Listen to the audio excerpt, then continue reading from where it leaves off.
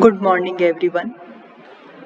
BA तृतीय वर्ष के विद्यार्थियों, आज हम फर्स्ट वर्ल्ड वॉर जो 1914 से 1918 में घटित हुआ उसके कारणों के विषय में अध्ययन करेंगे। कोई भी घटना संसार में घटित होती है तो उसके पीछे कोई ना कोई कारण अवश्य होता है।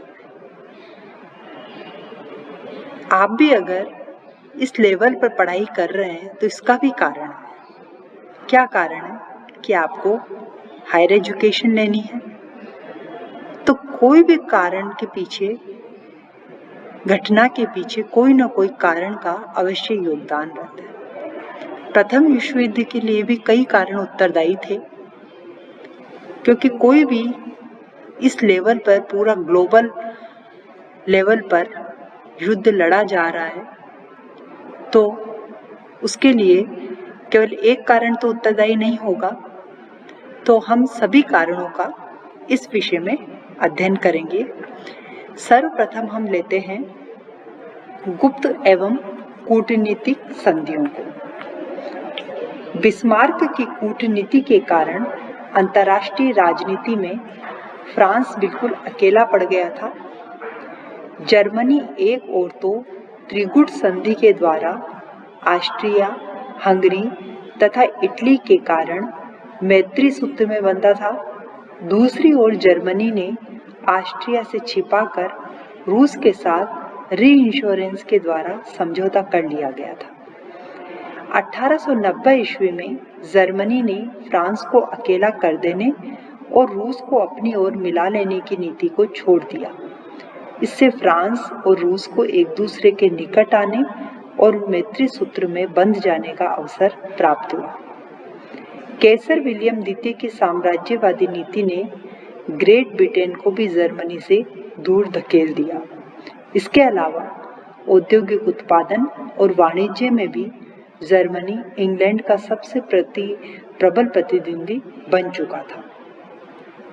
अतः इंग्लैंड ने फ्रांस की ओर अपनी दृष्टि फेरी और 1904 ईस्वी में दोनों देशों के मध्य संधि हो गई, जो अंतर्राष्ट्रीय राजनीति की एक महत्वपूर्ण घटना थी। इन दोनों की मैत्री संधि ने इंग्लैंड और रूस की संधि का मार्ग साफ कर दिया। इस प्रकार जर्मनी द्वारा निर्मित त्रिगुट के मुकाबले में इंग्लैंड, फ्रांस और रूस का त्रिगुट अस्तित्व में आ गया। ट्रिपल अलायंस और ट्रिपल आतंक एक दूसरे के विरुद्ध हो गए। तो इस प्रकार जो गुप्त संधियां हुई वह फ्रांस रशिया युद्ध के बाद में ही शुरू हो गई थी। इन संधियों ने यूरोप को दो परस्पर विरोधी गुटों में विभाजित कर दिया। प्रथम महायुद्ध इन्हीं दो गुटों की शक्ति का प्रदर्शन मात्र था, जो शक्ति आजमाने के लिए उत्सुक थे।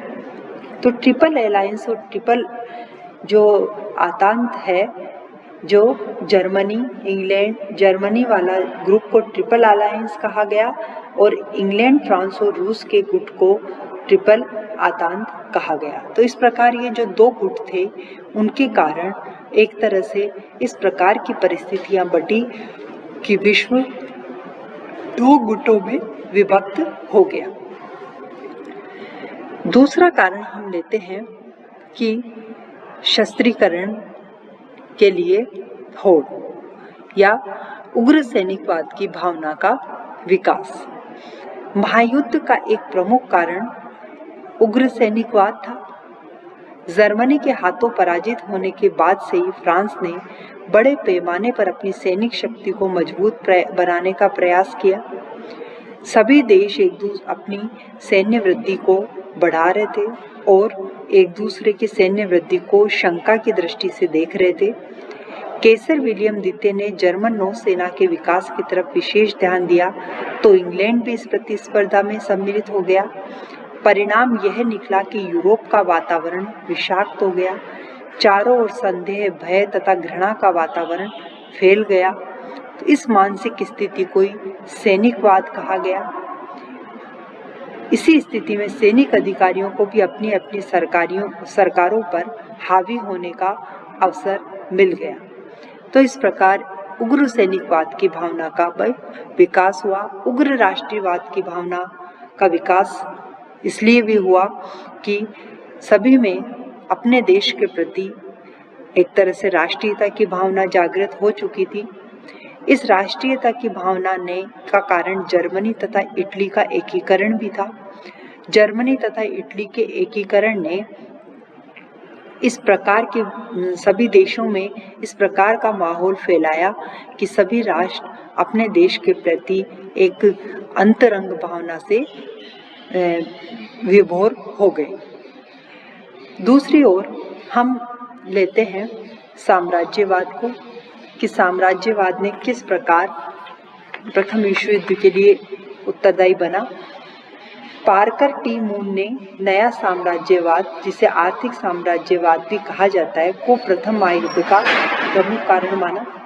19वीं सदी जहां राष्ट्रीय आंदोलन से परिपूर्ण रही थी, वहां औद्योगिक विकास की जननी भी रही थी।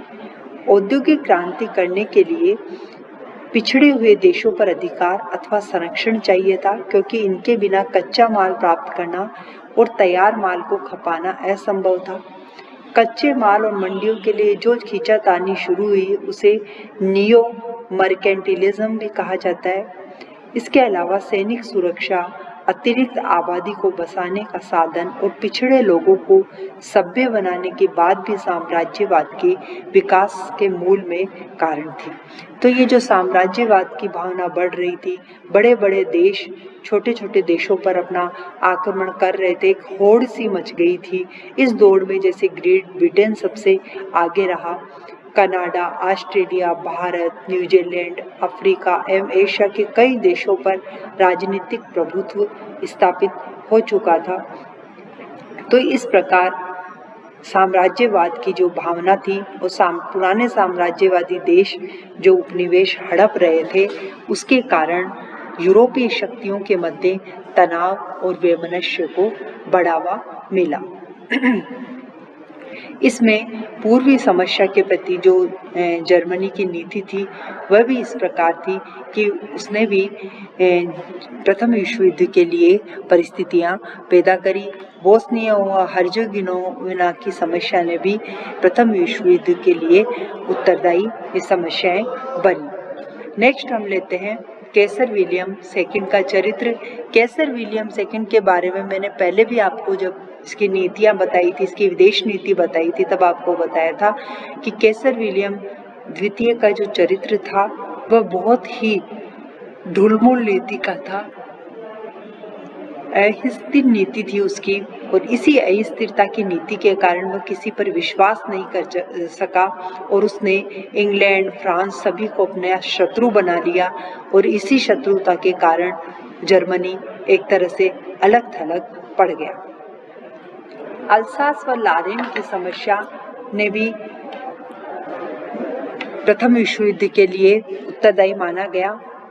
फ्रांस अपने प्रांतों अल्सास और लारेन को फिर से लेने की आशा रखता था, जो उसने 1870 में खो दिए थे। इन प्रांतों की अधिकांश आबादी फ्रेंच थी और फ्रांस उसे परतंत्रता की बेड़ियों से मुक्त करना चाहता था।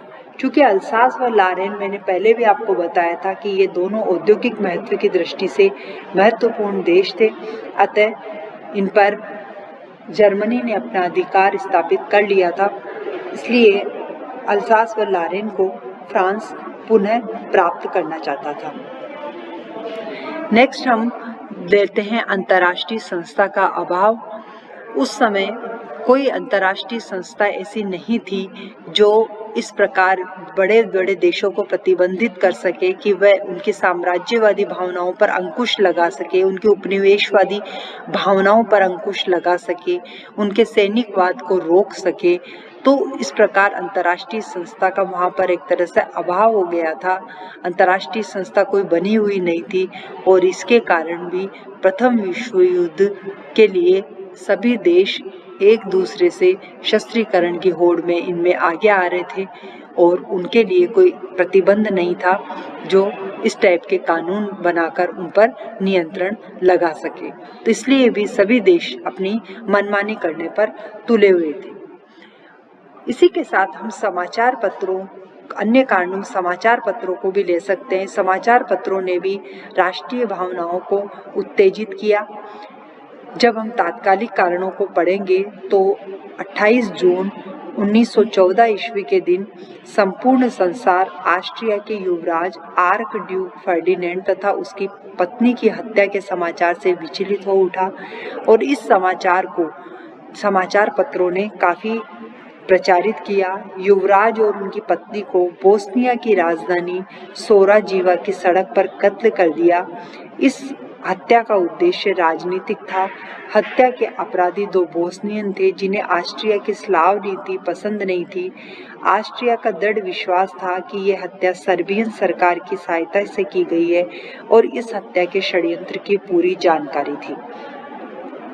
युद्ध उपरांत करी गई जांच से इतना तो स्पष्ट हो गया था कि सर्बिया के कुछ उच्च अधिकारियों को हत्या के षड्यंत्र की जानकारी थी, परंतु इसमें सर्बिया सरकार का किसी प्रकार का सहयोग नहीं था।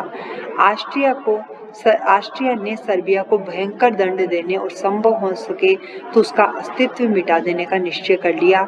ऑस्ट्रिया को यह भी मालूम था कि 1908 की भांति इस बार रूस सर्बिया की सहायता के लिए तैयार रहा था। अतः ऑस्ट्रिया ने रूस के विरुद्ध जर्मन सहयोग का ठोस आश्वासन प्राप्त कर लिया और 5 जुलाई 1914 ईस्वी को कैसर विलियम द्वितीय ने ऑस्ट्रिया को आने वाली हर परिस्थिति में पूर्ण सैनिक समर्थन देने का आश्वासन दे दिया। यानी ऑस्ट्रिया के राजकुमार ड्यूक फर्डिनेंड की हत्या जब हुई तो ऑस्ट्रिया ने तो जर्मनी से अपना सहयोग प्राप्त करने का आश्वासन ले लिया और उधर सर्बिया को रूस समर्थन दे रहा था। जर्मनी द्वारा अपने प्रत्येक कार्य का समर्थन प्राप्त हो गया और ऑस्ट्रिया ने सर्बिया को अल्टीमेटम पत्र भेजा। इस पत्र की भाषा और शैली इतनी कड़वी थी कि कोई भी स्वाभिमानी राष्ट्र इसे अपनी स्वतंत्रता और आत्माभिमान पर एक तरह से चोट पहुंचाया जाने वाला समझ सकता था। सर्बिया ने भी सोराजीवा हत्याकांड के लिए अपने को उत्तरदायी ठहराया। सर्बिया को ऑस्ट्रिया के विरुद्ध किए जाने वाले प्रचार को तत्काल समाप्त करने को कहा गया। हत्या की जांच ऑस्ट्रियन अधिकारियों द्वारा कराने और दोषी अधिकारियों को ऑस्ट्रिया के सुपुर्द करने की मांग की गई। इस पत्र का उत्तर 48 घंटों में मांगा गया और ऑस्ट्रिया को जर्मनी का समर्थन तो प्राप्त था, लेकिन सर्बिया को रूस का। परंतु न तो जर्मनी और न ही रूस इस समय युद्ध छेड़ने के पक्ष में थे।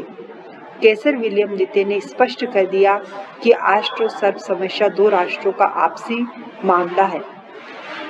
दूसरी तरफ ऑस्ट्रिया ने युद्ध की सर्बिया के विरुद्ध युद्ध की घोषणा कर दी और इससे विवश होकर जर्मनी को भी इसके लिए तैयारी करनी पड़ी और एक तरह से धीरे धीरे विश्व के सभी राष्ट्र इस युद्ध में सम्मिलित हो गए और युद्ध में सम्मिलित होने के कारण ही प्रथम विश्व युद्ध एक तरह से आरंभ हो गया और 23 अगस्त 1914 में जापान ने इंग्लैंड के साथ मित्रता निभाते हुए जर्मनी के विरुद्ध भी युद्ध की घोषणा कर दी और युद्ध के अंतिम दिनों में संयुक्त राज्य अमेरिका भी जर्मनी के विरुद्ध मित्र राष्ट्रों के साथ शामिल हो गया। तो इस प्रकार पूरा विश्व इस भयंकर ग्लोबल दहलाने वाले युद्ध में सम्मिलित हो गया और जिसका परिणाम छोटे छोटे देशों को भुगतना पड़ा। धन्यवाद।